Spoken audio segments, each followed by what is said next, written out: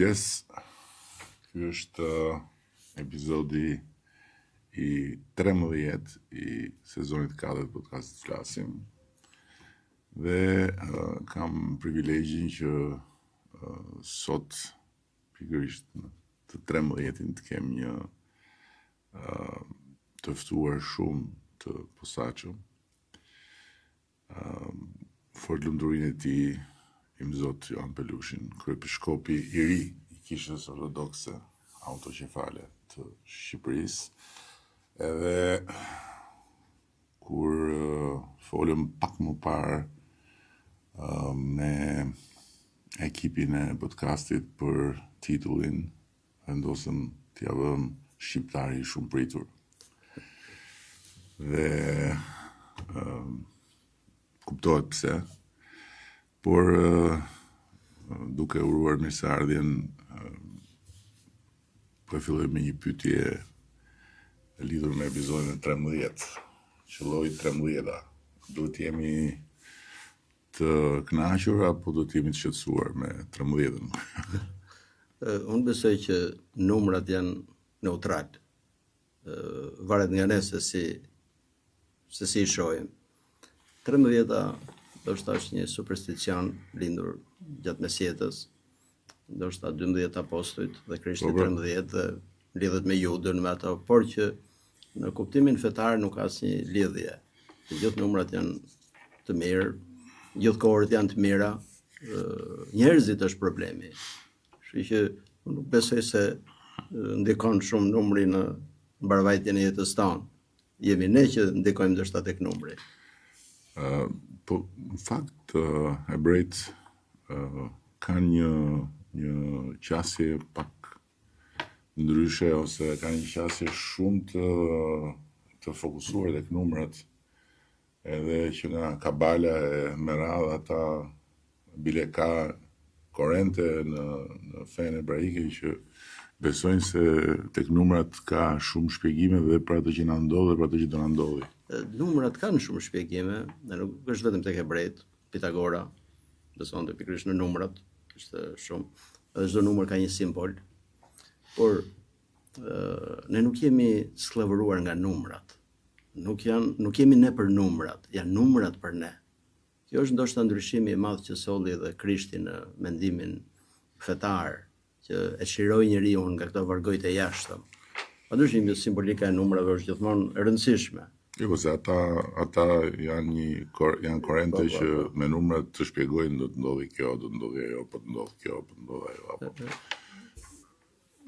E shpjegojnë duke u nisur nga simbolika e numrave, sepse numrat në vetvete janë shumë të rëndësishëm. Ne flasim shpeshherë për shkak dhe numra shumë të rëndësishëm që janë dhe në çdo besim. Pra për të krishterët numri 3 është i rëndësishëm sepse është trinia. Po gjithmonë duhet të kuptojmë që numrat nuk mund ta përcaktojnë thjesht numrat jetën tonë. Jemi ne brenda nesh që mund të vendosim.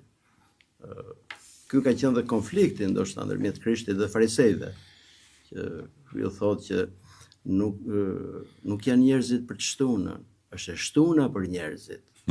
Të njëjtën gjë mund të themi ne, nuk jemi ne për numrat, numrat janë për ne.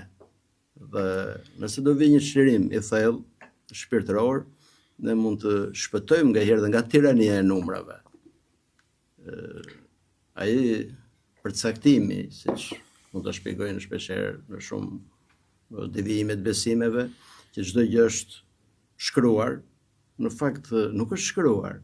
Zoti e di para se çfarë do ndodhi, po jo se ka shkruar ai që duhet ta bësh ti këtë. Jemi ne që vendosim, e ky quhet ai vullneti i lirë. Duke pasur vullnetin të lirë, njeriu është krijuar si një qenie e lirë, kështu që ne nuk mund të jemi dot robër të numrave, por pa përjashtuar dhe simbolikën shumë të rëndësishme të numrave për të shpjeguar shumë gjëra. Prandaj matematika është diçka shumë e rëndësishme në jetën e njerëzimit, sepse matematika ndërtohet mbi numrat. Dhe prandaj është dhe shpreha që dhurata më e çmuar që na ka bërë Zoti është zgjedhje e lirë. Po duke e zgjatur pak këtu fillin për ata që nuk e dinë këtë ose kanë dëgjuar së largëti. dhe që në fakt ka të bëjë edhe me tërësinë e kulturës mbi faktin fetar, jo mbi fen si një praktik besimi, po mbi faktin fetar. Pse hebrejt nuk e njohën asnjëherë Krishtin? Në gjithë profecitë e Dhjatës Vjetër flitet për Mesian. Fjalë për fjalë do thotë i lyeri nga Zoti, i lyeri me vaj nga Zoti, që në greqisht përkthehet Kristos. Për Krishti ka kuptimin i lyeri. Dhe prisnin gjithmonë që të vijë një shërimtar për ta shliruar. Ndoshta ata e prisnin në një formë tjetër. Në kohën kur jetonte Krishti, hebrejt prisnin një shërimtar pak a shumë politik, që do vinte dikush që shlironte nga zgjedhja romane për ndërtuar një mbretëri toksore. Ndërsa Krishti erdhi me fjalët që mbretëria ime nuk është e kësaj bote. Ishte një shërim tjetër më i thellë shpirtëror. Dhe ata nuk e pranuan. Po jo të gjithë, sepse gjithë apostujt ishin hebrej. Po bra. Nuk ishte jo të gjithë, por pjesa më e madhe nuk e pranoi këtë gjë. Dhe gjithë konflikti që ndodhi ishte në vizionin fetar. Krishti nuk erdhi vetëm thjesht si etnarku i hebrejve, për të çliruar vetëm hebrejt. Erdhi si Zoti i qiellit dhe i tokës për gjithë popujt. Po dhe sot ka tendenca monopolizimit Krishtit, që kur Krishti është vetëm për i popull ose diçka. Dhe ky vizion universal i tij, shpëtimit universal, ishte pak dhe i habitshëm për ata. Dhe ky lloj çlirimi nga praktikat e jashtme, që feja e vërtet nuk është tek praktikat e jashtme, është tek dispozicioni i brendshëm, krijoi një konflikt shumë të madh me farisejt, siç përmendat e të shtunës. Shpeshherë u akuzua pse shëron ditën e shtunë, sepse dita e shtunë ishte thënë në ligjin e Mojsiut duhet të jetë pushim, të dedikohet Zotit. Po nuk ka dedikim më të madh kërshi Perëndis se sa të shërosh ditën e shtunë. Ajo nuk është magji. Shpeshherë është për të habitur që njerëzit e shikojnë fen si magji, nuk e shikojnë si një qëndrim të thellë shpirtëror. Dhe magjia edhe shkenca kanë të njëjtin parim. Do thotë që në masën duhet kaq përqind kështu, kaq përqind ashtu, se ndryshe nuk bëhet. Ndërsa në kuptimin e thellë fetar nuk është këtë. Feja është një proces i thellë edhe i vazhdueshëm shpirtëror. Edhe kjo gjë krijoi një lloj përplasje ndërmjet Krishtit dhe farisejve, mënyra si e shikonin ata besimin, edhe mënyra se si e shikonte Krishti. Kjo mënyrë magjike shpeshherë lidh që të bëhet shumë hipokrizia. Duke qenë standard i lartë, e duke mos qenë një predispozicion shpirtëror, ti fillon të shfaqesh nga jashtë sikur po e bën atë. Dhe një rabin shumë i famshëm, Eliazar, i cili ishte mësuesi i Gamalielit, Gamalieli ishte mësuesi i Shën Pavlit, thonte këto fjalë: nëse i marrim gjithë hipokritët e botës dhe i ndajmë në 10 pjesë, 9 janë në Jerusalem. Shpeshherë një mënyrë e tillë e parë të fesë e nxit hipokrizinë. Prandaj edhe mënyra se si predikonte Krishti dhe fjalët që thotë Ungjilli janë një mënyrë tjetër të parë të fesë, duke e parë njeriu nga brenda, jo thjesht nga jashtë. Tani, kjo hyrje në bisedë mua më nxit të bëj hap të pa autorizuar. Dhe ta ndaj me ata që janë bashkë me ne këtu sot faktin që ne kemi një njohje shumë të vjetër, edhe faktikisht kemi folur për këto tema duke bërë cejake mbrëmje në rrugën Shlyshëri deri vonë pas mesnate.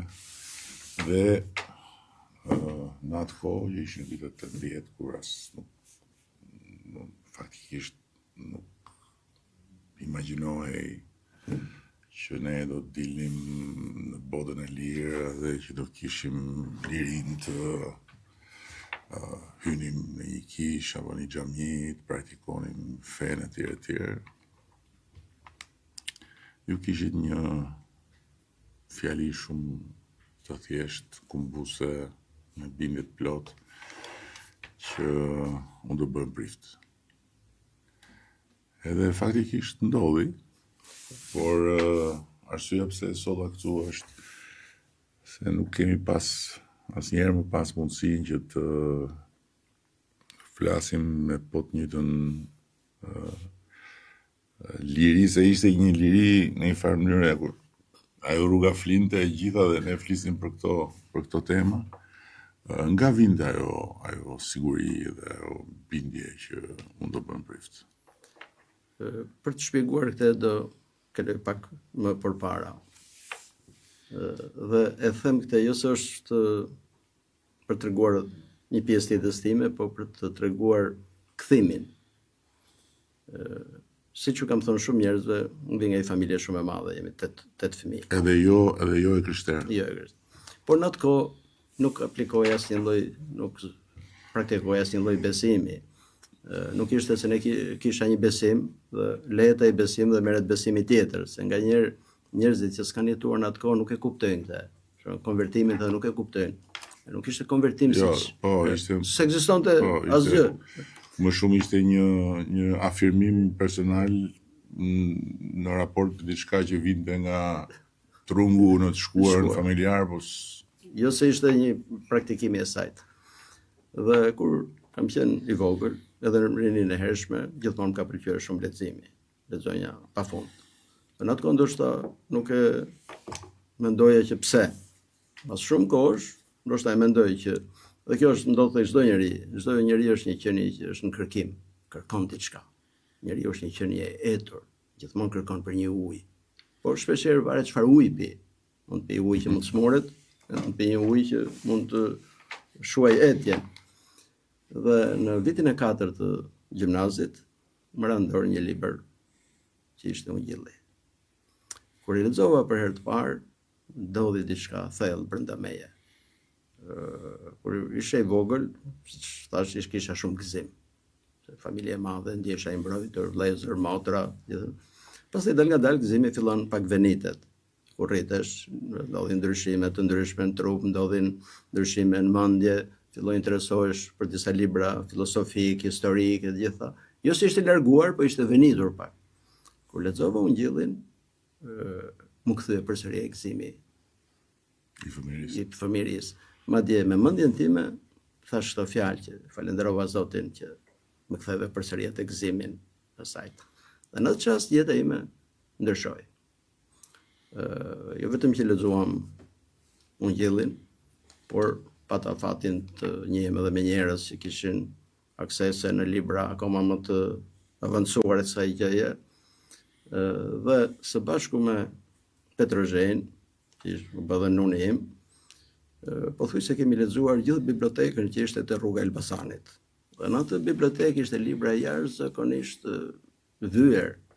Dhe këtë e kuptuam më vonë kur dolëm jashtë, që shkuam në Itali dhe në Amerikë, kur pam që shpeshherë edhe në shkollën që shkova unë, pjesën më të madhe të atyre librave unë kisha lexuar, një herë ose 2 herë. Kështu bindja për të bërë prift e për të shërbyer Zotit lindi që atëherë. Dhe janë disa bindje nga një herë që nuk mund të shpjegosh dot nga ana racionale. Koha duke e pamundur. Ndoshta kjo gjëja mund duke më e pamundur, se mund të thonjë do bëhem mjek, do bëhem inxhinier, dhe mund të bëj një, ose edhe s'mund të bëj një, po kishte mundësi. Po në atë kohë, të bëhesh e prift ishte e pa më gjenueshme. Por një varg nga zbulesa, Apokalipsi, gjithmonë më rrinte në mendje. Kur thot Zoti, unë jam ai që hap dhe askush nuk mbyll. Dhe unë e pash edhe si diçka personale. Si çdo njeri kur lexon diçka, gjen edhe diçka personale atje. Më duket që gjersa Zoti e hapi këtë rrugë, patjetër që do e çoj deri në fund. E kjo ishte bindja që mendoja që do vi një ditë që do. Paralelisht duke shpjeguar këtë, ju preket një aspekt që është interesant për tu diskutuar, që në të vërtet është interesant edhe për faktin se ka lidhje mes në atë ka lidhje me atë shtegun mes besimit dhe shkencës, mes irracionales dhe racionales, që është fakti që ju ndërkohë lexonit shumë, siç e kujtoj, edhe jo domosdoshmërisht libra fetar, po libra që në shumë raste i binin ndesh ides Zotit, ides një besimit mbështetur tek gjë tjetër përveç se tek një supersticion i trashëguar etj. Si pajtohen të dyja këto, sepse kjo është diçka që gjithmonë më rikthehet edhe mua, pavarësisht se kam dëgjuar versionet edhe të njerëzve të ndritur edhe të personaliteteve të fesë, po si pajtohet besimi me shkencën, ideja që ekziston një Zot me gjithçka, që në ndërkohë kultura mbi botën të thotë që jo, s'ka, gjërat janë, jeta është kjo, s'ka jetë tjetër, parajsa, ferri janë këtu, s'ka diku tjetër. Unë besoj që çdo gjë që është njerëzore, thellë është dhe fetare. Feja nuk mund të rri vetëm në ato kornizat e ngushta. Ato janë shumë të rëndësishme, shpeshherë ato gardhe, ashtu. Por të gjithë njerëzit e kanë dimensionin shpirtëror brenda. Sipas Biblës, njeriu është krijuar sipas ikonës Perëndis, sipas imazhit Perëndis. E që do të thotë ai imazh ndodhet tek çdo njeri pa përjashtim. Dhe kjo është arsyeja pse nxitet respektimi çdo qenie njerëzore, kushdo qoftë ai. Në Kish për shembull, kur të mjanisin ikonat, të mjanisin edhe njerëzit. Dhe shumë pak njerëz mendojnë pse dhe njerëzit, sepse çdo njeri është krijuar sipas ikonës Perëndis. Dhe çdo njeri në çdo fushë ka diçka të kësaj gjëje. Duke lexuar shumë, fillon dhe kupton që njerëzit nuk janë shumë larg nga njëri tjetri. Ndoshta shpeshherë kanë formulime ndryshme, disa bindje të ndryshme, po thellë brenda ndodhet diçka e përbashkët, se ndryshe dhe çdo i kupton me njëri tjetrin. Mari Martin. Të gjithë njerëzit e kanë brenda atë. Ndoshta nuk kanë mjeshtrin për ta transmetuar jashtë, po gjërsa e shijojnë, kur e shikojnë do thotë që e kanë atë. Të gjithë ne njerëzit kemi diçka të përbashkët me njëri tjetrin. Filosofia e vjetër antike greke kishte diçka shumë të thellë. Edhe ai trit e kishës vazhdimisht e lexonin. Madje përdoren dhe disa terminologji të tyre për të transmetuar vërtetat e ungjillit. Kështu kultura njerëzore ka diçka të përbashkët, por duhet të punuar si bleta që shkon në çdo lule dhe merr vetëm atë që duhet për të formuar mjaltin, jo gjithçka, nuk e ha gjithë lulen. Dhe kërkimi është për të marrë të mirën e gjithçka e tjetër. Dhe kjo të ndihmon më vonë edhe për diçka tjetër. Për të parë që familja njerëzore është një familje që përfshin gjithë njerëzit. Dhe këtu vjen dhe respekti për çdo njeri. Kudo ti mund gjesh sa element të thellë të besimit. Dhe të gjithë njerëzit, që ata që s'kan besuar, kanë pas momente dyshimi për veten, dhe ata kanë qenë kërkim, nuk kanë qenë krejtësisht bindur për atë gjë. Kështu që leximi i të gjithave të ndihmon edhe për të pasur një dialog me ata, se mëson dhe gjuhën e tyre.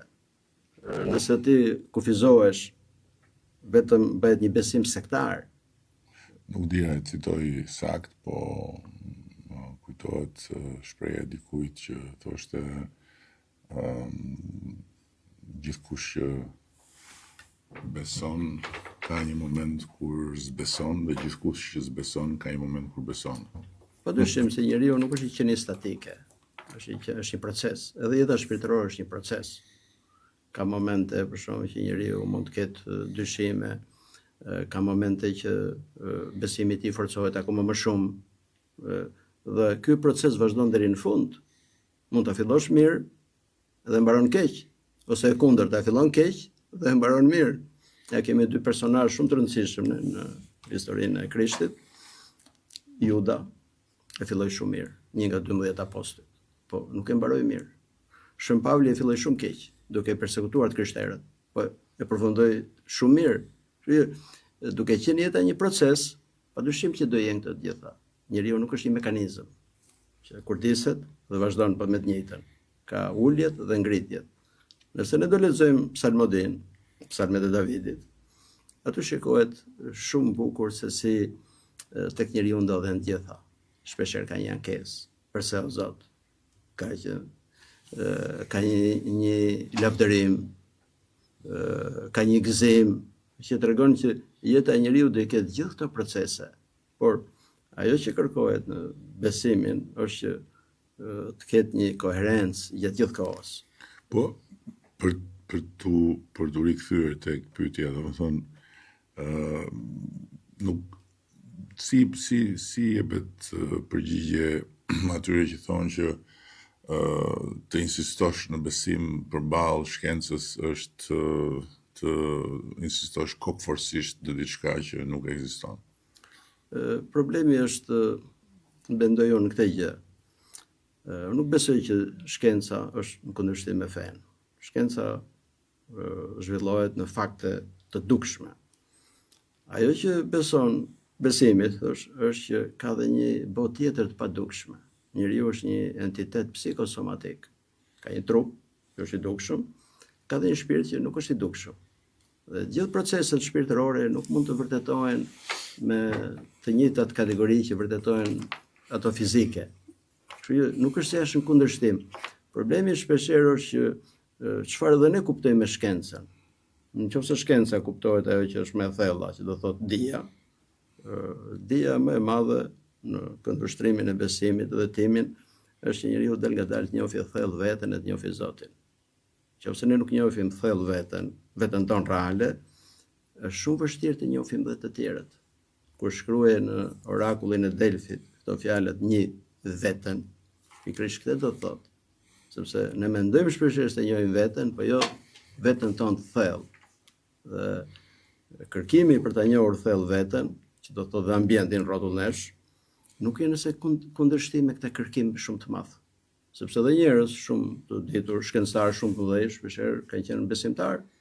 Newtoni ishte një nga besimtarët më të mëdhenj. Mandje kohën më të madhe ai nuk e harxhoi me ligjet e fizikës, po e harxhoi duke shpjeguar zbulesën. Këtë e ka harxhuar pjesën më të madhe të jetës së tij, për të gjetur dhe ditën e ardhjes së dytë të Krishtit. Ajo dije e madhe e tij në fizik dhe njohuritë asaj kohe nuk e ndalonte për të pasur dhe këtë gjë, sepse bota shpirtërore nuk mund të shpjegohet e gjitha me arsye. Jo vetëm bota shpirtërore në kuptimin e thellë fetar, po dhe bota e ndjenjave. Nuk shpjegohet. E kemi ndarë, më duket edhe një herë, po mua gjithmonë përballë kësaj dileme ose kur hapen këto tema dhe kur diskutohet për këtë pjesë, më rikthehet një ngjarje e jetuar me mjekën që kuronte Timbir, i cili kaloi një moment jashtëzakonisht dramatik me një kancer. Edhe faktikisht gjërat shkuan aq keq sa u fut në një koma mjekësore, farmaceutike. Edhe nuk dihej a do kthehej apo jo. Edhe ishim kështu përballë me të mbas futjes në koma. Edhe them po tani më thot 24 orët e para çdo lajm do jetë një lajm i keq, kështu që të urojmë që s'do kemi asnjë lajm. Po si vazhdon kjo? Se 24 orët e para, një tmerr, që çdo moment mund të ndodhi që të dali dikush nga ajo zona e reanimacionit dhe thotë. Edhe kujtëm si vazhdon kjo, ajo ngre kokën për me dorë. Që më të regon, tavani, është tavani. Unë po flas me një shkencëtar, nuk po flas me një prift. Edhe më thotë, në këtë kat ishte kati i fëmijëve me kancer.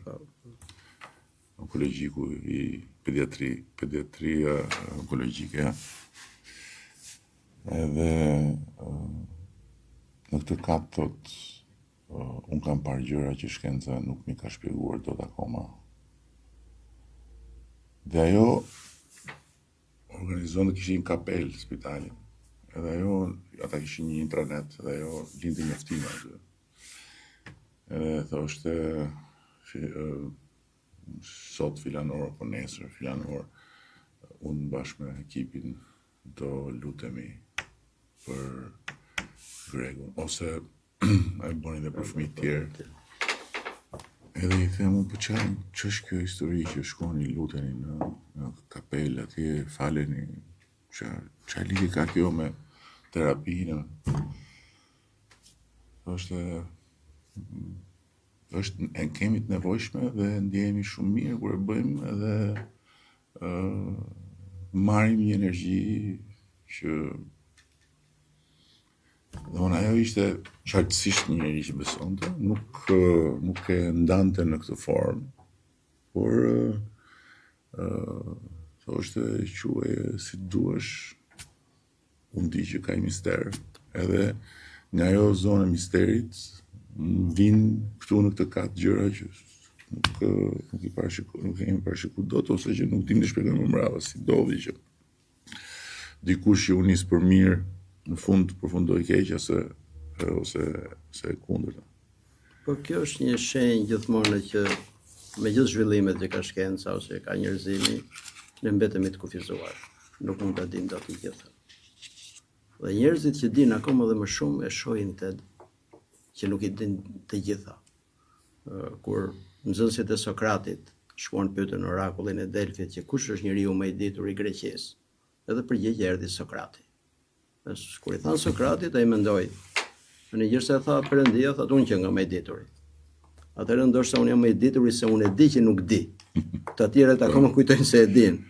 Andaj edhe shkenca, shkencëtarët e mëdhej, shpeshherë përballen me këtë kufizim. Dhe shohin që ka dhe i dimension tjetër që ndoshta nuk mund të shpjegojnë, nuk mund ta emërtojnë siç e emërton feja me kategori të veçanta. Edhe Einsteini ka i moment që është transcendencë totale, domethënë. Po shumë dietarë të mëdhenj e kanë pasur këtë, sepse kur arrin në kulmet e shkencës, afrohesh me këtë gjë. I citoj shpeshherë njerëzve një thënie të Louis Pasteur që thot pak dije të largon nga Zoti, shumë dije të afron me të. Ai pikërisht do të thonte këtë gjë që vjen një moment që hapet një dimension tjetër, që ndoshta njerëz ndryshme përkufizojnë me emërtime të ndryshme, ose nuk e përkufizojnë, por vetëm që e ndjejnë që është diçka. E ky është ai misteri i asajt. Është shumë e rëndësishme që njerëzit nganjëherë të përballen me këto pyetje, sepse sot ne jetojmë në qytetërim, dhe ndoshta është i vetmi qytetërim që ka ekzistuar që nuk ka më një përgjigje për qëllimin e ekzistencës.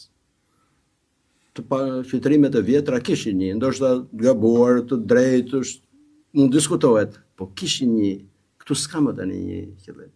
Dhe duke mos patur një qëllim, padyshim që ka i qëllimi që të fitojmë më shumë. Po s'është qëllim ai real, ai nuk të jep në një, nuk të përmbush. Ai më tepër është një dëshirë për të mbushur atë boshllëk, të cilën ti nuk e gjen dot se çfarë është. Jo, ai ka dhe gjë tjetër që sa më shumë të kujton se e mbush aq më shumë zbrazesh. Ashtu ndodh, se kur e mbush nga jashtë, zbrazesh më tepër nga brenda. Dhe ky qëllimi i ekzistencës është pikërisht kjo pyetje që kur përballesh me këtë tjetrën, atë që është pse quhet metafizik, është përtej fizikës, përtej natyrës, është një dimension tjetër që në çastet të vështira të jetës shpeshherë del përpara njerëzve. Unë citoj shpeshherë një filozof Heidegger me një libër shumë të famshëm, ndoshta të shekullit 20, që thotë këtë gjë. Pyetja për qëllimin e ekzistencës nuk vjen ndoshta ke çdo njeri, po në disa momente para njerëzve shfaqet kjo pyetje. Është vetë jeta që ta jep këtë pyetje, kur ka një tragjedi shumë të madhe, personale, kombëtare, botërore, kur është një gëzim shumë i madh, kur para te zbulohet një dimension krejtësisht tjetër i ri. Dhe kur është kotësia, kur njeriu fillon dallon kotësinë e jetës, sepse shpeshherë njerëzit nuk e dallojnë kotësinë e jetës. Me drejt Paskali thonte, njeriu thotë që nuk e dallon kotësinë e jetës, është me të vërtetë i kotë. sepse do një thellësi që të kuptosh që është kotësia. Këto përballje me këto tre pyetje e sillin këtë dimension, që ka edhe diçka tjetër. Po ka një tjetër pyetje që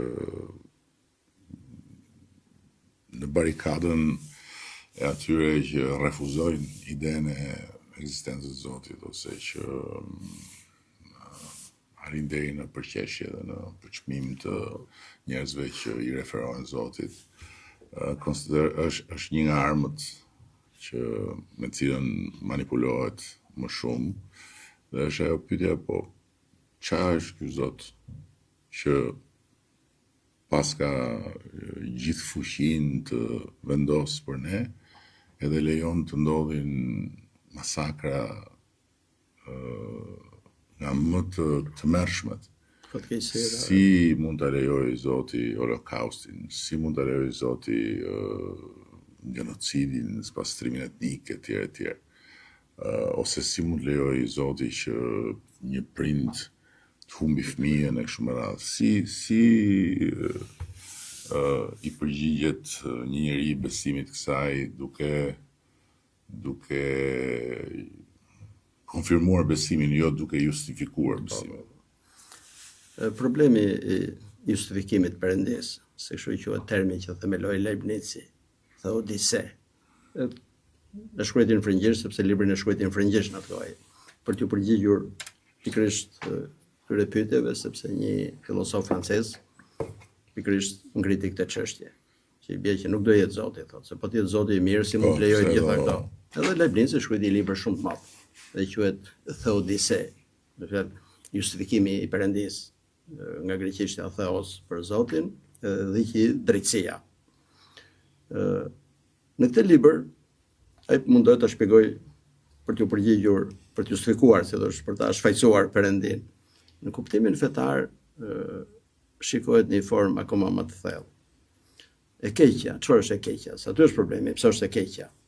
E keqja në teologjinë e krishterë nuk shikohet si ka substancë. Është deformimi i të mirës. E keqja thellë nuk ekziston. Është e mira që është deformuar.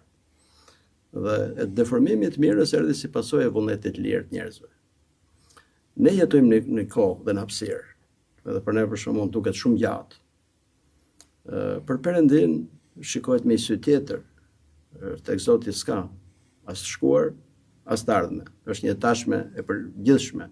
Ajo që mund të na duket në një kohë pafund mund të jetë shumë e shkurtër. Fraksion sekundi.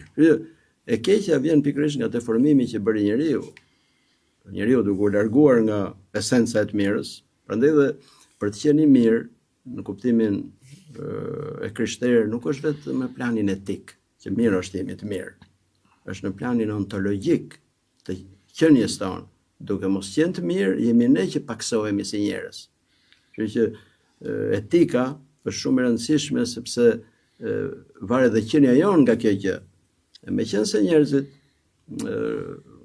do doj kohë të shpjegosh për shembull rënien e njeriu, të shkëputjen nga gjë, po siç e shikon kisha këtë të keqen. Nuk është se e bën Zoti. Nuk e solli vdekjen Zoti, e sollëm ne që u shkëputëm nga jeta. E sollëm njerëzit. Dhe gjithë kjo histori tani është një proces rikuperimi. Padyshim që është me dhimbje. Nuk mund të flas për raste të veçanta, që të them pse i ndodh ti personi, sepse si ndodh atij, është gjithmonë një mister. Edhe shpjegimi mund të jetë sipas dhe nivelit të besimit njerëzve. Nuk mund të thuash një prindi sa ka humbur jetën, të thosh është për të mirën e tij kjo gjë. S'mund të themi këto gjëra. Ka disa kufi që ndoshta përgjigja më e ditur është të heshtësh. Është një shprehje që është në Agustinit. Thotë ka disa pyetje që përgjigja më e ditur është të thuash nuk e di. Eksakt. Dhe këto janë ta kufi që është shumë vështirë t'ia shpjegosh një njeriu që pse ndodhe ai gjë. Është më tepër një proces që duhet ndodhi edhe brenda tij. Po fjalë ngushëlluese gjithmonë mund të jepen. Dhe në çaste qetësie mund të shpjegohen akoma dhe më shumë. Se më ka ndodhur shpesh herë me njerëz që kanë humbur fëmijën, edhe besimtarë që kanë humbur fëmijën, mund të kalojnë dhe ata një krizë. Po dhe thonë çfarë bëra unë, pse Zoti më bëri më këtë gjë, për shembull. Gjithmonë ndodhin këto. E kjo kërkon një kohë rehabilitimi dhe ngushëllimi. Ajo që mundohem të them edhe klerikëve dhe është që do një durim e do një kohë dhe jo përgjigje të prera, sepse kur njeriu është i lënduar nga ana emocionale, do pak edhe më tepër kujdes. Detyra jonë është për të ndihmuar, sepse pas sa kohësh detyra i kalon kjo gjë.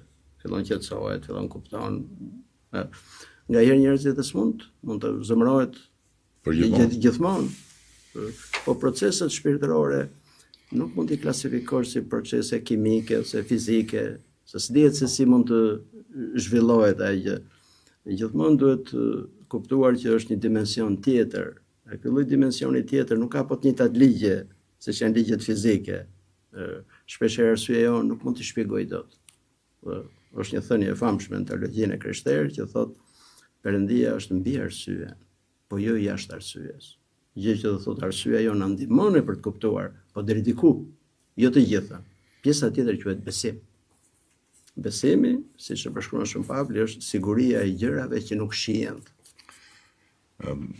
Tani unë do bëj edhe një hap tjetër të pa autorizuar, se këtë nuk e di nëse e din të tjerët, po mundësit edhe nga kjo fjala e fundit që sapo cituat, kur ece jakeshim tek rruga Muslim Shyri, ju e punonit infermier në spitalin psikiatrik. Edhe e kujtoj shumë mirë atë pjesë, se për mua ishte se në përgjithësi për njerëzit që nuk janë afër smundjes psiqike, e cila në faza të caktuara, të njerëz caktuar, faktikisht i alienon komplet njerëzit nga jeta reale dhe të kesh të bësh me të smur tillë është një sfidë shumë e madhe, edhe kur mendon se dikush me cilin ti po flet, në fakt kalon ditën, çdo ditë atje të duket si çudi e madhe, që pse duhet njeriu edhe më kujtohet që ju thoshit të japësh është diçka gjë më e mirë që njeriu mund të bëjë, të japi, sepse jep edhe në ndërkohë pasuron veten në një kuptim tjetër, pra nuk e lë të bësh llëkum që flisëm përpara të haj. Mirë po, në tek dhënia ka një moment egoizmi në sensin e kënaqësisë e vetë përmbushjes që t'jep fakti që ti e gëzon tjetrin, pra që ti ushtron një pushtet të dikujt që ka diçka dhe e ndan me tjetrin, por merr mbrapsht sensin e të qenit i nevojshëm për tjetrin. Ndërkohë që thoshit ju atëherë, të japësh kur tjetri as nuk e di fare se kush je, edhe lëre më pastaj të ketë mirënjohje, se kërkimi i mirënjohjes në dhënje ka diçka që po jep si borxh. Ka diçka që krijon një raport superioriteti, inferioriteti me tjetrin, me thënë drejtën. Dhe duke ju referuar asaj kohë dhe këtij fakti, të dyja këto lidheshin. Shërbimi në psikiatri ishte në një farë mënyrë palestra, në mungesë të kishës, në mungesë të territorit ku ju mund të ishit prifti që doni të bëheshit, ajo ishte palestra e stërvitjes së shpirtit. Në fakt edhe arsyeja pse shkova atje, kjo ishte. Edhe familja ime u befasoan, u duk si e habitshme që çdo ky djalë i ri që shkon do punoj atje. Por unë besoj që duke parë tani pas shumë kohësh, motivimi fillimisht ishte nga frymëzimi i ungjillit, që do të jepni me shpresën që s'do merrni. Dhe e dyta, kur shkova dhe pash atë realisht, tjetër është ta dëgjosh e tjetër të shohësh realisht, kur shikon si një qenie njerëzore e shkatërruar, padyshim që fillon një dëmshuri dhe dashuri e madhe për këta njerëz. Dikush duhet t'i ndihmojë. Po tani pse po ndjes nëse është kështu emocionalisht shqetësuese, po fillimi ishte i vështirë, sigurisht duhet të ketë qenë i vështirë fillimi, apo që në fillim i vështirë ishte gjatë gjithë kohës ajo, por jo, në kuptimin përballje me atë lloj gjendje mos komunikimi, se mos komunikimi është problem. Po. Nuk mund ta themi vështirë, ishte tjetër, isha përgatitur për këtë në një farë forme shpirtërisht, por është tjetër kur përballesh realisht me të. Ajo që ndjeva herën e parë ishte pikërisht kjo dëmshuria e këta njerëz. Sidomos kur ishte edhe dikush që ishim rritur bashkë, dhe kisha njohur, kisha 8 vjet në klasë të gjithën, dhe takova atje. Kjo gjë ndoshta më shtyu akoma më tepër për të qëndruar. Edhe kur më përpara më propozuan për të shkuar në ca vende të tjera, më të ashtu, nuk pranova. Më normale për njerëzit nga jashtë, e parë nga jashtë, duke shumë mirë për të bërë radiolog ose për të bërë, sepse mendova që jo se unë do i shëronja, po të mundoja t'ja lehtësoja pak atë dhimbjen. Është një shërbes që e rëndësishme në jetën e çdo besimtari. Jeta jonë nuk është vetëm e jona. Këto koncepte, për shembull, është jeta ime, bëj çfarë dua, më duken pak, nuk them që sharake, po pak si të lehta. Po se ka, unë ndjek për shkak të një miku tim, Alistair Campbellit, që është shumë i angazhuar në luftën për të normalizuar raportin mes qytetërimit ton dhe të sëmurit mendor, se ka një paragjykim të madh, ka një refuzim të madh të qytetërimi, po themi, i zhvilluar perëndimor, ka një problem të madh me sëmundje mendore. Po, mendja është gjithmonë gjëja më e rëndësishme e njeriut. Vazhdimisht njerëzit thonë, Zot na ruaj mend. Të gjitha sëmundjet janë të vështira. Se thonë dhe atë, kur Zoti do të merr mend fillim. Keq të merr mendin. Tani këta njerëz që ne nuk mund të shpjegojmë dot pse i ndodh dikujt, pse si ndodh dikujt tjetër. Nuk mund të. Këta njerëz duan një ndihmës. Duhen ndihmojnë. Nëse ja fëmijë ynë është në vështirësi, do e ndihmosh. Ka disa lloje vështirësish, ka vështirësi varfërie, që do mundosh ta ndihmosh. Ka një varfëri shpirtërore që përsëri mirë është ta ndihmosh.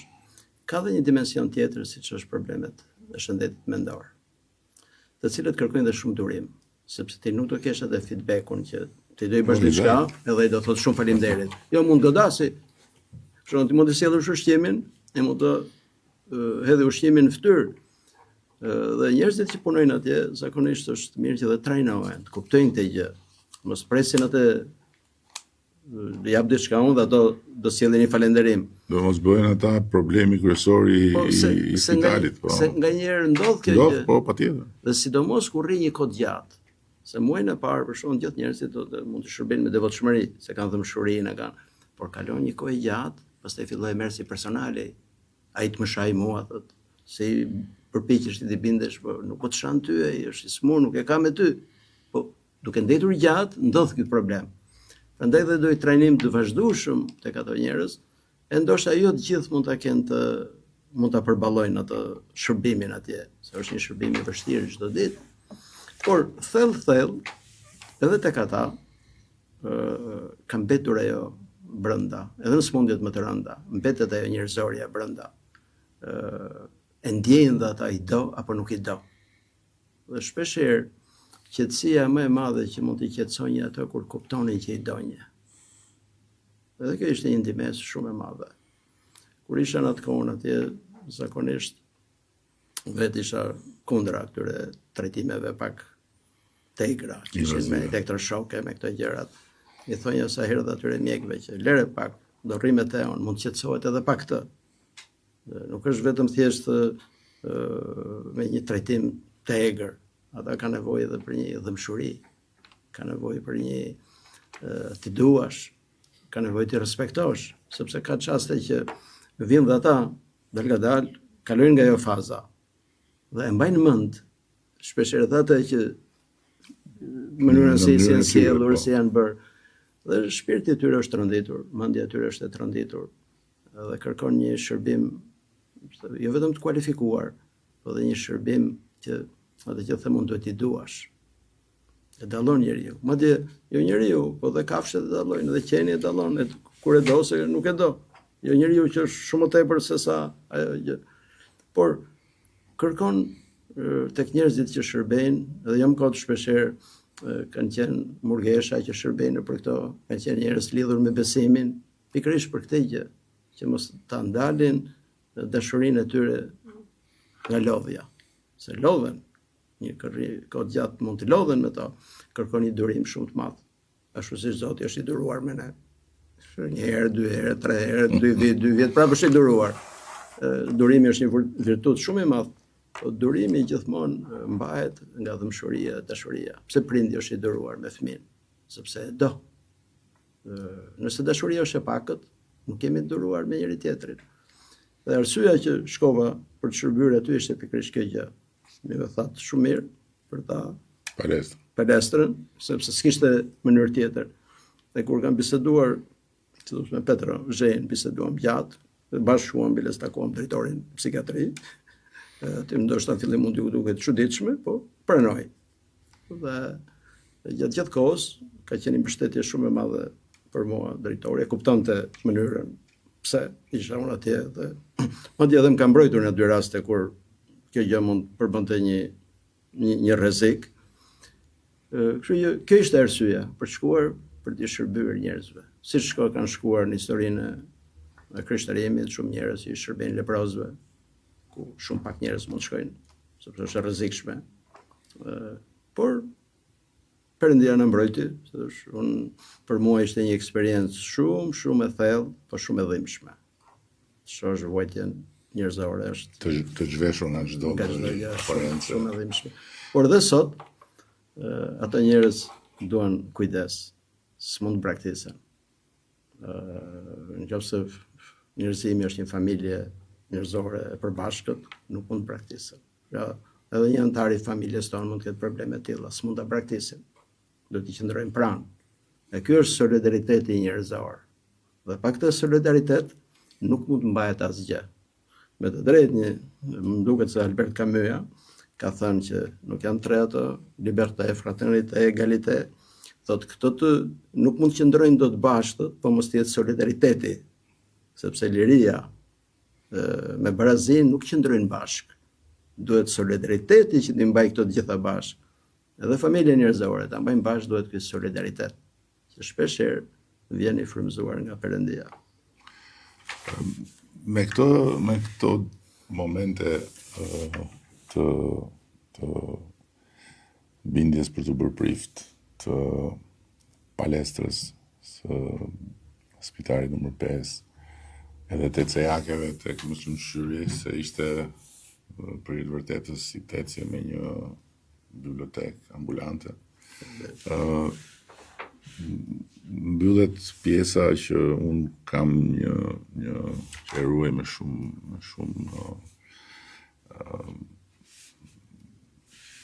si një privilegj në memorien time, dhe vjen pjesa ku ju zhdukët, sepse faktikisht u hap porta, edhe pastaj u hap dhe rruga për të bërë prift, dhe shkuat në Itali, pastaj përfunduat në Amerikë. Por ajo që është e panjohur për mua është pse pse morët vendimin të futesh në rrugën e besimit ortodoks? Mbas leximit të Ungjillit edhe lidhjen me Ungjillin dhe me besimin, unë nuk pagzova në atë kohë, Këtu. këtu në Shqipëri, në kohën e persekutimit. Dhe si thash, Do me thënë në palesër shkoni si i pagzuar. po i pagzuar. Dhe nuni ishte Petrozhej, u pagzova nga një prift hero, i cili vazhdoi dhe shërbesat në atë kohë, që duke i habitshëm, që jo vetëm ka bërë pagzime, por edhe mesha në atë kohë. Ilegale, Në ilegale, gjithmonë, një kishë në ndheshme, dhe ku ishte? ai ishte në Bestrov të Vlorës, një fshat, por mesha shpeshherë bëhej në shtëpinë e një besimtari në Vlorë. Atë ishte aty do pagzova. Vinë njerëz? Shumë pak, ishte një grup i vogël. Po, le të themi 5-6 vete, 7 vete. Ishin nga Tirana, ishte një grup shumë i vogël. Ishin disa motra nga Korça, një moshë të thyer ato, po besimtare shumë do dha motra Cico, Patër Kozmaj, që ishte aty. Dhe unë u pagzova në bodrumin e shtëpisë tij, ku ishim 3 veta. Ishte ai, nuni Petrov, edhe unë. Dhe djali i tij, Ilia, rrinte rrotull Që mos vinte dikush ose për të lajmëruar. Ishte në atë kohë ishte po vjen një komshi për Farkosi dhe pundohet në komisariat. Kështu që tani është prift ai, djali i tij, është prift në Vlorë.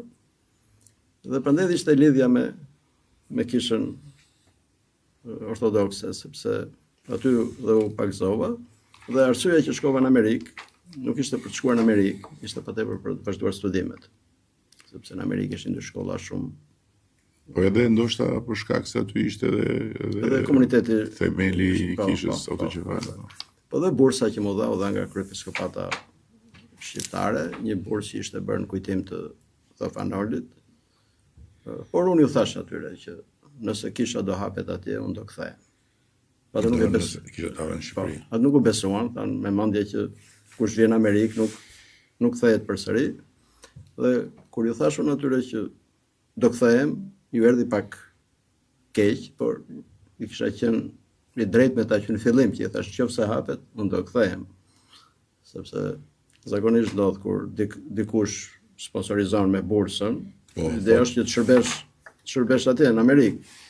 Por unë mendova që në Amerikë një prift më shumë, një më pak dhe jetë e njëjta gjë. Amerika s'kishte nevojë për mua. Cili është raporti që keni me Fanolin? Po, padyshim Fanoli mbetet një nga njerëzit më drejtur të kishës tek ne. Kontributi i tij është i jashtëzakonshëm.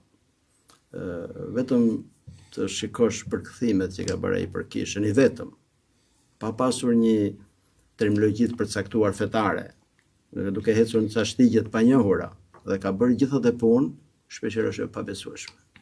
Perëndia e kishte pajisur me talente të jashtëzakonshme, dhe do t'rregoj diçka të veçantë për kur isha në Amerikë, së bashku me atë Artur Liolinin, punuam ca kohë për të sistemuar bibliotekën e Fanolit.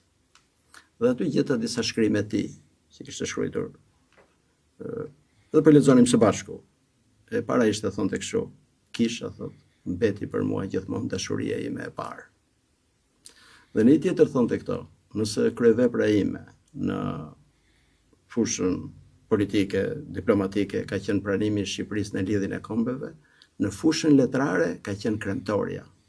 Kremtoria është një libër që përmbledh gjithë këngët, troparet, psalmet e shërbesës vjetore. Edhe është një libër shumë i vështirë për të përkthyer. Kur ai thot këto fjalë, tregon ai e ka përkthyer nga greqishtja. E vjetër. E vjetër. Dhe përkthimi i tij është i papërsëritshëm. Ai njifte greqishtën e vjetër. Po njifte. Është i papërsëritshëm.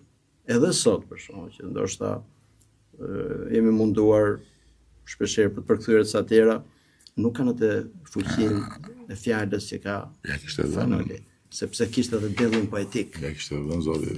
Njifte mirë muzikën dhe ishte i dashuruar me muzikën kishtare. Gjithmonë Fanoli mbetet një nga figurat qendrore, jo vetëm përkthyesi më i madh në kishën ortodokse, por një nga figurat qendrore, që dha një kontribut jashtëzakonshëm në ndërgjegjësimin kombëtar në pajisjen e kishës me tekste që në një farë forme përgatiti dhe rrugën për autokefalin e kishës sonë. Dhe në aspektin e formimit, qa ju dha ju e universiteti, se unë kam përshtypjen që nga një pamja e grumbullimit dijes, kishte ndodhur grumbullimit dijes. Ndimesa në Biblioteka Rrugës së Elbasanit kishte ndodhur grumbullimit dijes. Këtë ne nuk e dinim, po e mësuam kur shkuam në Amerikë. Se kam përshtypjen që në base egzageroj, po kam përshtypjen që nuk egzageroj, që në atë kohë të ndalesës madhe, ku librat ishin si ujtë e pakët, kur I thonë, kishte edhe një gatishmëri shpirtërore dhe mendore për të thithur nga dia e tyre shumë më tepër se sa kur librat ishin ujë I lum, po themi, edhe më kujtohet se ne kishim librat e artit, ato ishin që kërkonim si ujtë e pakët lart e poshtë. Më kujtohet me një libër të Skira, prodhim Skira të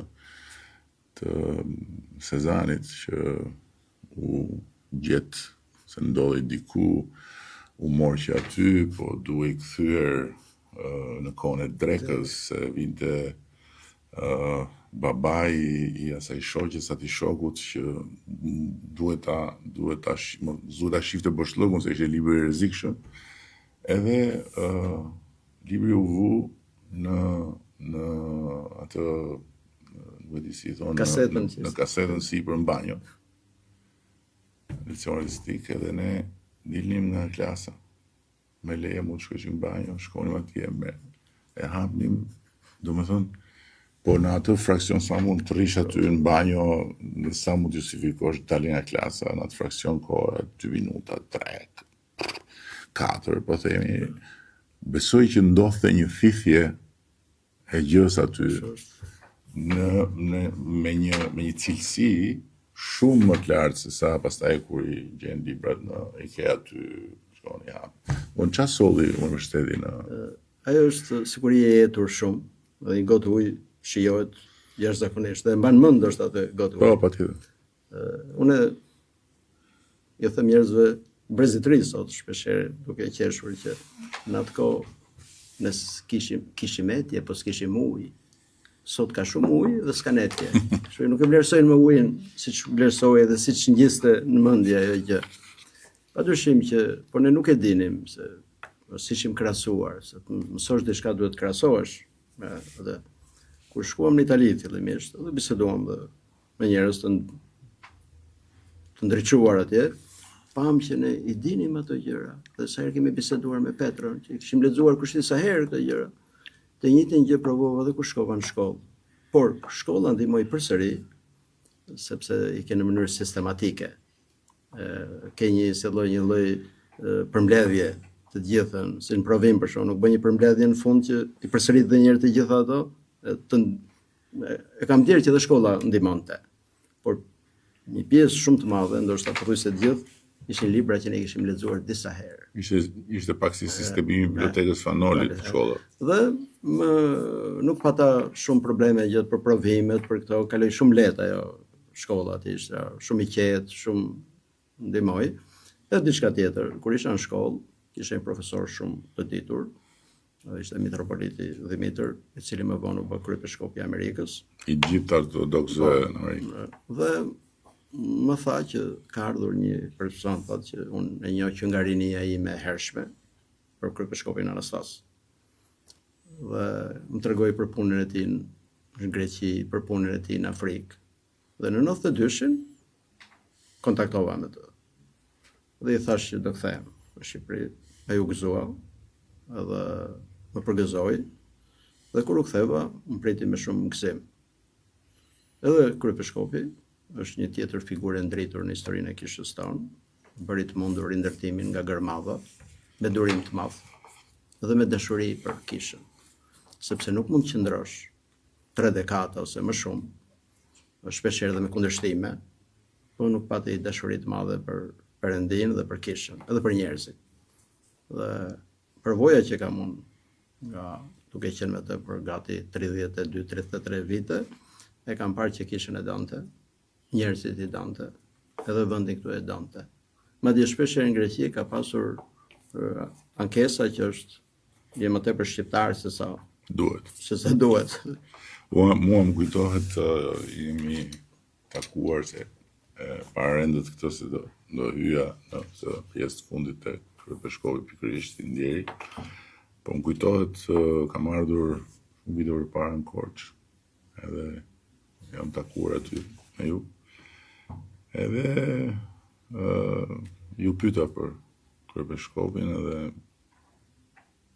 ju kam parë me shumë vëmendje sepse nuk prisja që ju thoshit diçka ndryshe nga ato që that, ose më saktë ju that diçka ndryshe nga ajo që prisja unë, po nuk prisja që thoshit diçka, po doja të shikoja në sy që a kishte vend për atë lloj rezerve që ishte një rezerve përgjithshme, me thënë drejtën jashtë mureve të kishës për Kryepeshkovin.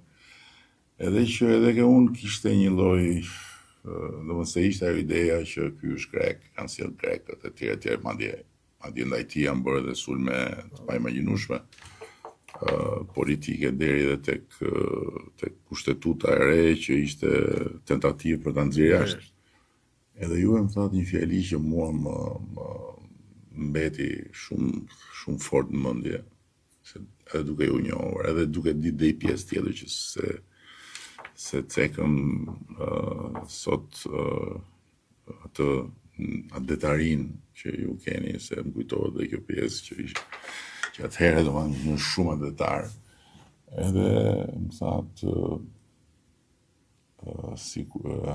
ai është më shqiptar se të gjithë shqiptarët e tjerë që kemi në kishën ortodokse, dhe sigur të ishim të gjithë si ai shqiptar se ai do ishim. Thash, do ishte shumë më mirë, thash, po kjo që ishte. Edhe kur më është rikthyer kjo fjalia, dhe në buzëqeshën, ai ishte më shqiptar se sa gjithë në tjerë, sikur të ishim dhe ne të gjithë shqiptarë, se ai do ishte shumë më mirë për kishën. Më është rikthyer kur lexova intervistën e tij të fundit që në fakt ishte kapaku i Floririt mbi të gjithë, çfarë u dyshua, çfarë u tha, u s'e tha për të, sepse kur e mendon, se nuk ishte, po themi, arkipekshefi i kishës katolike në Rom, që po e thot këtë gjë, i italian që po thot do marrin shqiptar. Aty s'do kishte s'do mund të lajm. Po në Greqi në atë lloj mjedisi të ngarkuar në mënyrë posaçme me gjëra të caktuara, mënyra si ai tha që pasardhësi im nuk mund të jetë vetë shqiptar, edhe ne kemi shkuar atje për të rindërtuar kishën autoqefalit të Shqipërisë, nuk kemi vajtur atje të bëjmë një koloni. Ajo ka qenë e jashtëzakonshme, domethënë atë intervistë jam lexuar një 5, 6, 7 se kisha aty dhe ktheja, gati s'mbesohej. Dhe nuk ishte e lehtë, madje besoj që atë nga ajo intervistë, nga kjo vendosmëri për të caktuar pasardhësin shqiptar, e mbrojti autoriteti jashtëzakonshëm moral që kishte edhe atje. Domethënë autoriteti i tij ishte i tillë që se kundërshti ka pasur.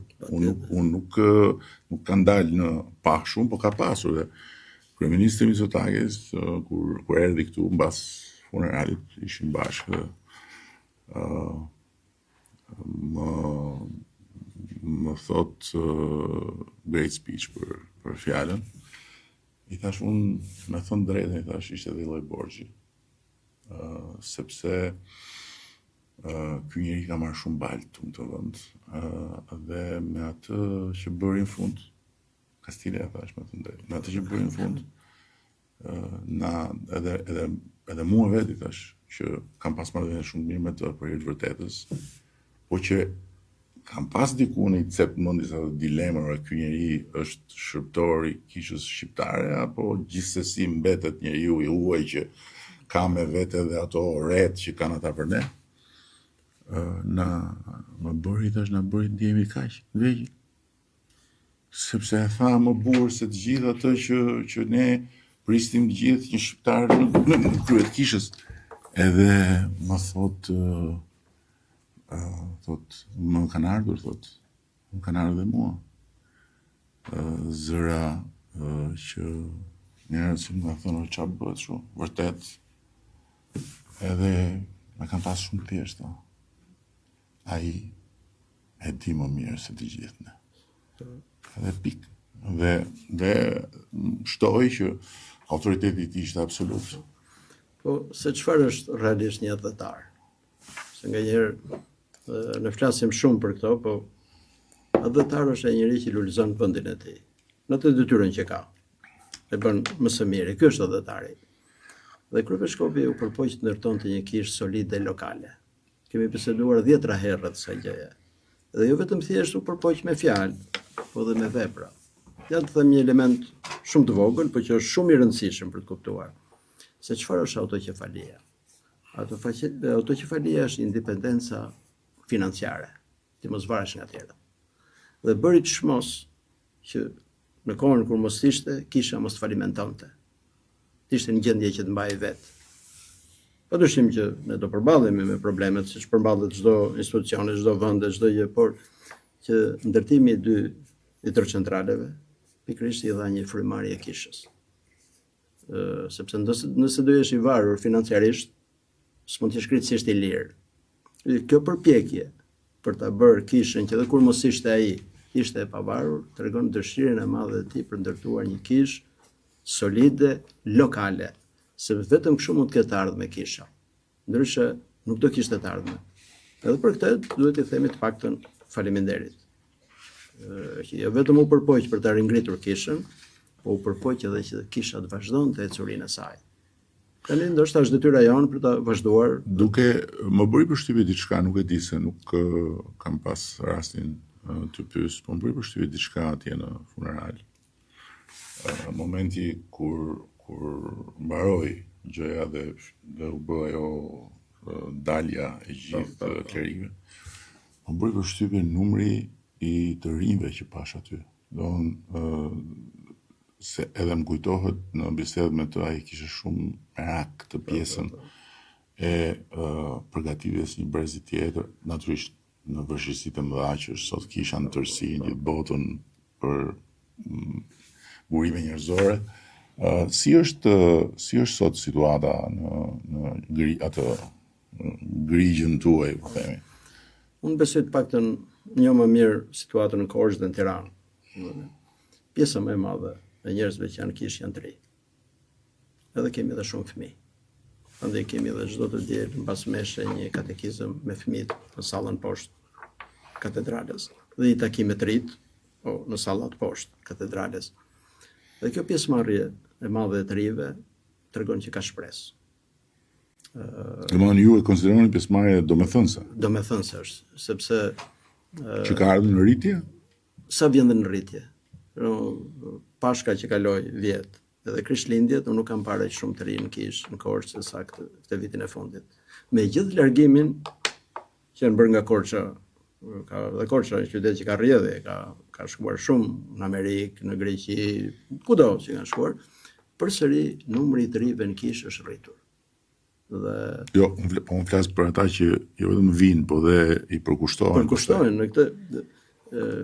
Edhe fakti që vinë çdo diel interesohen edhe për mbarvajtjen e kishës, se kjo është ajo kryesore, vetëm që vjen dhe siririn dhe ikën. Dhe ata kanë diçka që është ta vinë kish, janë të mirë pritur, ne jemi gjykatësit e tyre, por dhe njerëz që interesohen për mbarvajtjen e kishës. Dhe kjo është shumë domethënëse.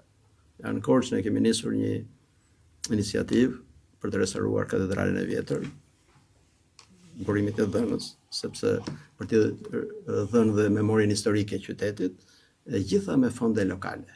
Dhe kjo më gëzon, Më gëzon sepse do thotë që me mbështetjen e njerëzve atje, besimtarëve. Sepse po t'japin të shumë nga pak, bëhet shumë ajo. Dhe ata lidhen me kishën. Ka një kujdes për komunitetin, mos jenë indiferent. Kisha nuk janë vetëm klerikët. Nuk është peshkopi. Ai mund të jetë administratori e saj, po kisha janë njerëzit, gurët e gjallë të kishës janë njerëzit. Ato janë muret ku mblidhet kisha. Ti nuk mund të kesh mure, po mund të kesh kish. Ose ke mure dhe ndoshta s'ke kish. Nëse zvin. Kjo më gëzon faktikisht që një numër i madh shumë të rish, jo thjesht për ne, po më gëzon për ata që gjejnë një qëllim në jetë. Është shumë e rëndësishme që do të kenë një drejtim në jetën e tyre. Shkrimtari i famshëm Goethe thonte këto fjalë, dhe janë shumë domethënëse, që për mua nuk ka rëndësi se ku rrim, me fjalë ku jetojmë. Rëndësi ka drejt kujt po shkojmë, në cilin drejtim po shkojmë. Kjo do thotë kur ke një qëllim në jetë, ke një qëllim për të shkuar deri diku, jeta jonë duhet ketë një destinacion, sepse ndryshe nuk quhet udhtim, quhet kështu që sjellesh vërdall, pas një lloj qëllimi. Po kjo më sjell tek momenti përmbyllës, po themi, që lidhet pak me aty ku filluam me shkencën dhe besimin, që sot ka një thellim shumë domethënës të njerëzimit në rrugën e teknologjisë dhe të shkencës, po ndërkohë kjo nuk ka sjell ulje të besimit të njerëzve në Zot, po përkundrazi shihet një tendencë e përgjithshme globale e rritjes edhe e besimit në Zot. Si pajtohen këto të dyja? Teknologjia, siç ka qenë gjithmonë, është neutrale. Domethënë, si shpjegohet që sa më shumë zhvillohet shkenca, prirja për të besuar në Zot nuk ulet, rritet. Problemi shpirtëror mbetet i njëjti. Po të lexosh Platonin, një filosof i lashtë, dhe lexo dhe filosofët e ri, nuk thonë dhe diçka më tepër se ai. Madje nuk e thonë si ai, aq bukur dhe aq. Jo, tek e thëna, unë besoj që Ungjilli i pari që thot gjërat më të thella me shumë thjesht, me thjeshtësinë më të madhe. Po gjërat e thella dhe të vërteta janë shumë thjeshta. Për shembull, nëse ne e dimë se kjo është got, mjafton një fjalë got. Po mos ta dim, mund të shkruash një libër dhe prapë se kupton se çfarë do të thotë. Sa më tepër njerëzit dinë, aq më të thjeshtë janë në të folur. Por problemi shpirtëror është problem i gjithë kohërave. Teknologjitë janë asete shumë të rëndësishme që mund ta ndihmojnë në ato. Por gjithmonë teknologjitë mbeten diçka neutrale, nuk mund të shpjegojnë misteret e shpirtit të njeriu, as të qëllimit të ekzistencës. Ato na ndihmojnë për shumë çështje praktike. Dhe kisha nuk është ka qenë asnjëherë kundër teknologjisë, se në çdo kohë, çdo brez ka përdorur teknologjinë që ka qenë në atë kohë. Dhe unë e shoh teknologjinë si një aset shumë të nevojshëm për njerëzimin, për parimin mjekësi, për parimet në bujqësi, në çfarë fushë ato japin po ato nuk mund ta zgjidhin ankthin ekzistencial. Nuk mund ta zgjidhin problemin e qëllimit të ekzistencës, sepse ankthi ekzistencial është në çdo qenie njerëzore. Nëse ai nuk orientohet drejt një qëllimi, ai mund të shkatërrojë njeriu. Pash një lajm diku që në Finland kishin bërë një meshë me inteligjencë artificiale, nuk dia e hasit. Domethënë, kishte edhe një video të vogël. Po ishin njerëz në kish, por nuk kishte aty një prift, po ishte një model i inteligjencës artificiale që bënte predikimin. Edhe mbresat e besimtarëve ishin interesante, se thoshin i tha të gjitha shumë bukur, por diçka mungoi. Po mungon se mungon personi. Madje krishterimi është një besimi i personit, që do thotë që nuk e shikojmë njeriu si një individ izoluar, por si një person. Si person do thotë individi është në raport me të tjerët rrotull. Njeriu një qenie komunitare. Mund duken pak të egzageruara këto gjëra, ndoshta qëllimi mund të ketë qenë i mirë. Po, patjetër.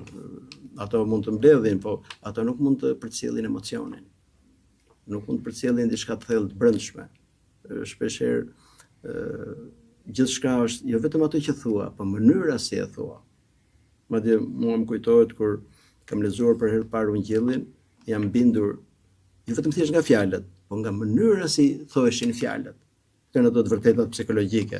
Që edhe ne kur bisedojmë shpeshherë, mënyra si na i thot dikush diçka na bën që të besojmë ose mos besojmë. Këtë lloj gjë inteligjenca nuk mund ta kapi, se nuk është njeri. Dhe askush nuk mund ta zëvendësoj raportin ndërnjerëzor përveç se njerëzve. Ato të gjitha janë ndimesa shumë të mëdha. Prandaj më duken pak si të tepruara këto gjëra. Tani po hym në atë momentin kur jam i bindur që është epizodi më i gjatë. Jemi dhe live dhe është ai momenti i rrugës Myslimshyri kur ikte ora. Edhe unë shkoja trokisja në derën e shtëpisë edhe në atë kohë isha akoma në varësinë, nuk isha bërë autoqefal me fjalë, isha në varësinë e prindërore edhe duhet t'jepi sqarim ku isha, që shkoja i vonë, që dhe 1, 2, ku ishe, me kë ishe. Edhe më kujtohet kur bëra prezantimin tuaj në shtëpi, që thash, po ç'a bën ky njeri, ku punon në psikiatri? Në psikiatri, po ç'bën ti me një njeri që punon në psikiatri, ç'bën ti deri në 2 mes natë, kështu që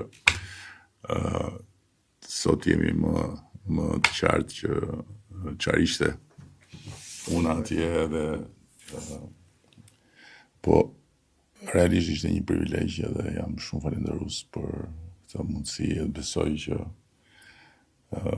të njëjtën ndjesi kanë dhe ata që patën dëshirën dhe durimin që na ndjekin.